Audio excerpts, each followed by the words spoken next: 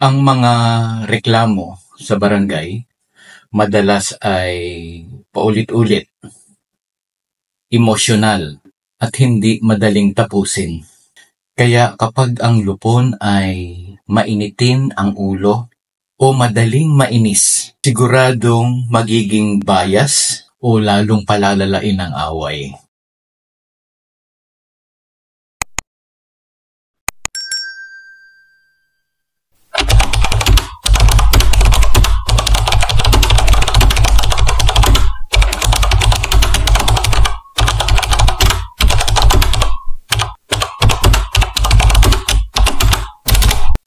Magandang araw mga kabarangay. Kumusta na po kayo? Ako po si Jeffrey at muli, welcome dito sa Katarungang Pambarangay Channel na nagbibigay ng kaalaman tungkol sa katarungang pambarangay. Ngayon po mga kabarangay, pag-usapan po natin ang isang napakahalagang paksa. Bakit nga ba mahihirapan ang isang miyembro ng Lupon Tagapamayapa kung wala siyang tiyak na mga katangian? Ang Lupon Tagapamayapa ay hindi lang isang grupo ng mga barangay officials. Sila po ay mga tagapamagitan, tagapakinig at tagapagtaguyod ng kapayapaan sa kani-kanilang mga barangay.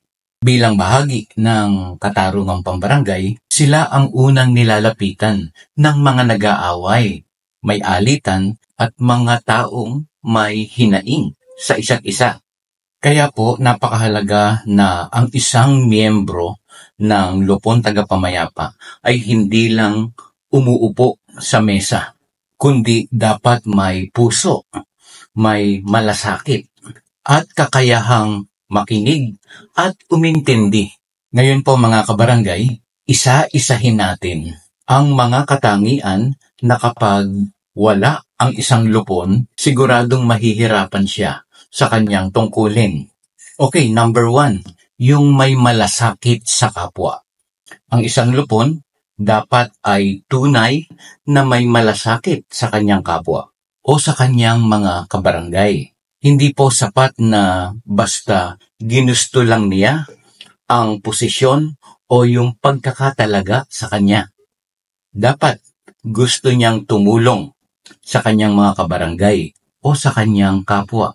Dahil kung wala kang malasakit, hindi mo mabibigyan ng atensyon ang mga reklamo at hindi mo rin gugustuhin na marisolba ang mga alitan.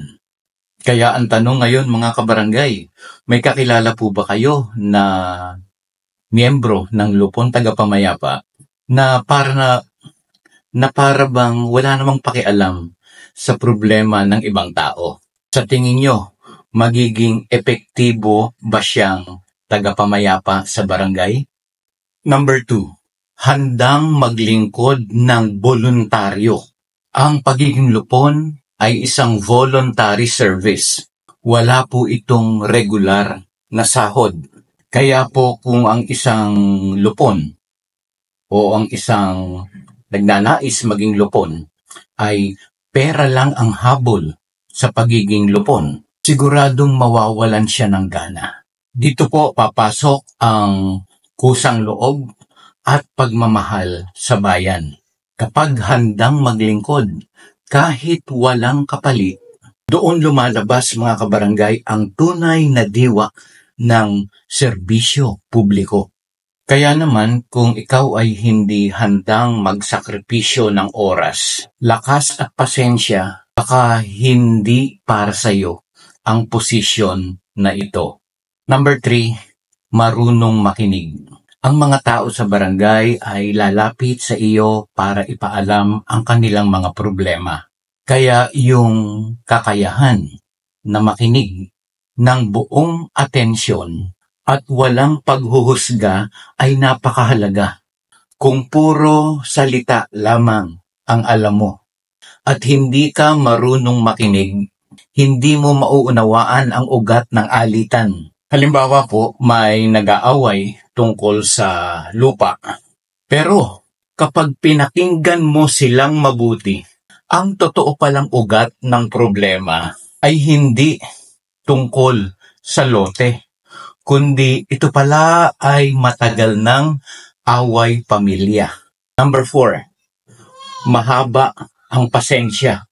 Ang mga reklamo sa barangay ay paulit-ulit, mainit, emosyonal, at minsan hindi madaling tapusin. Kaya kapag ang lupon ay mainitin ang ulo o madaling mainis, siguradong magiging bias o lalong palalalain ang away.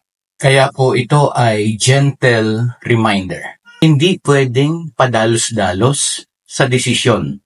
Laging dapat may pangunawa at hindi mainitin ang ulo.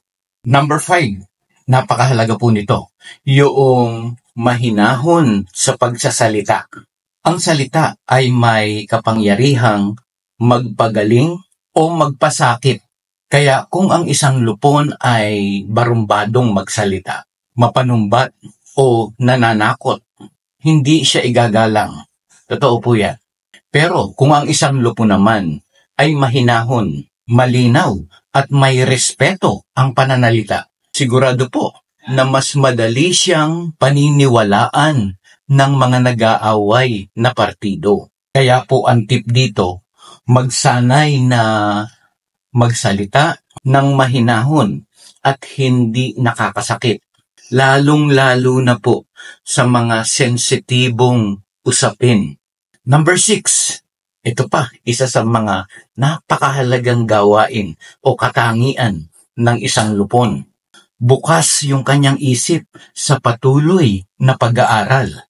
Ang katarungang pambarangay po ay hindi static. May mga bagong jurisprudence. Minsan, may mga bagong batas na lumalabas. Bagong pamamaraan at iba't ibang klase ng kaso. Kaya kung ang lupon ay hindi interesado na matuto, hindi nagbabasa, ayaw dumalo sa mga trainings o seminars, mahuhuli siya sa bagong kaalaman. Hindi magiging updated. Halimbawa po sa kaso ng cyberbullying, kung hindi updated ang isang lupon, paano niyo malalaman kung ang cyberbullying ay sakop ng katarungang pambarangay o hindi? Kaya mahalaga po ang patuloy na pag-aaral. Kaya ito mga kabarangay, ano ang mangyayari kung walang mga katangian na aking nabanggit ang isang lupon member? Number 1, hindi po tatagal sa tungkulin. Number 2, magiging sanhi ng bias o maling paghatol kung ito ay nasa arbitration. Lalala ang away ng mga partido kesa sa marisolba ang kanilang problema. Mawawalan ng tiwala ang mga kabarangay o ang taong bayan. At ito ang mabigat. Posibleng magkaroon ng reklamo laban sa isang lupon. Sa halip na maging instrumento ng kapayapaan, nagiging sanhi pa ng mas malaking kaguluhan sa community. Kung ikaw po ngayon ay isang miyembro ng lupon tagapamayapa, maaari niyo pong tanungin ang inyong sarili. Ako nga ba ay may malasakit? Marunong ba akong makinig? Handa ba akong matuto? Kaya mga kabarangay, sa pagtatapos po ng video na ito, sana po ay malinawan tayo na ang pagiging lupon ay hindi lang titulo o papel na hawak, kundi isang serbisyo na may kahandaan, may puso at may disiplina.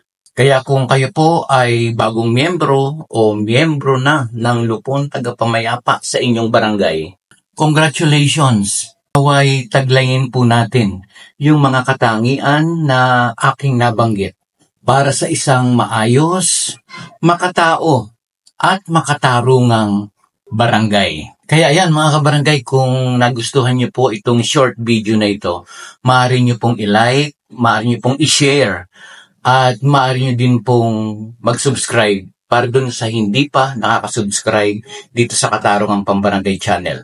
At pakipindot na rin po yung notification bell para sa susunod na pagpapalabas natin ng videos. Kayo po ay agad mai-inform. Maraming salamat po sa inyong pagsama sa akin sa araw na ito. Muli, ako po si Jeffrey.